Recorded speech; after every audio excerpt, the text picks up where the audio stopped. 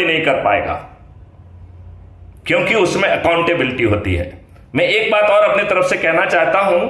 एक व्यक्ति ने मुझसे कहा कि साहब आपकी प्रक्रिया इतनी लंबी है, यदि इमरजेंसी में कैसे काम करेगी ये? तो मैंने कहा इसका एक इमरजेंसी मॉड्यूल होगा, एक इमरजेंसी प्रोटोकॉल होगा।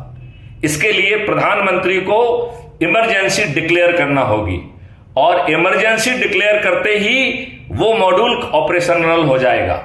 हर चीज रिकॉर्ड होगी। जैसे ही इमरजेंसी खर्च होगी, हर डिसीजन को रिव्यू किया जाएगा, अकाउंटेबिलिटी फिक्स की जाएगी। यदि प्रधानमंत्री ने गलत निर्णय लिया है तो प्रधानमंत्री जेल जाएगा।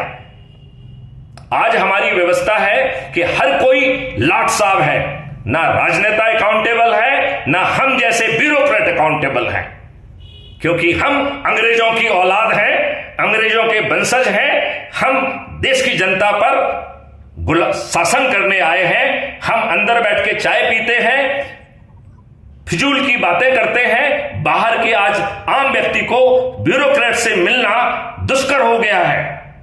ब्यूरोक्रेट्स ना फोन पर आ रहे हैं, ना किसी से मिल रहे हैं। ये इस देश के साथ शुद्ध दुष्टता है। हम लोग सीधी बात नहीं करते हैं। अब समय आ गया है कि हमें सीधी बात करना होगी। जी जी जी, बिल्कुल सही है। सर मेरा एक क्वेश्चन था सर। जी जी बताइए। सर ये आप अच्छा हुआ आपने इस विषय को बोल दिए, मुझे लग रहा था शायद आप उस विषय को भूल रहे हैं। ये क्या मतलब मैं एक अपने साथ की एक घटना बता रहा हूँ, फिर आप बताइएगा कि इन लोगों को मतलब कैसे ठीक किया जाएगा। मैं अभी इंडियन रेलवे में काम करता हूँ जी। तो क्या है कि जब मेरी जॉब लगी तो सर उस समय एक्चुअली में चल रहा था कोविड, मतलब कोविड चल रहा था, तो उस समय आने जाने का काफ़ी दिक्कत था। तो मेरे यहाँ से जो एसडीएम ऑफिस है वो तकरीबन 25-30 किलोमीटर दूर था जी।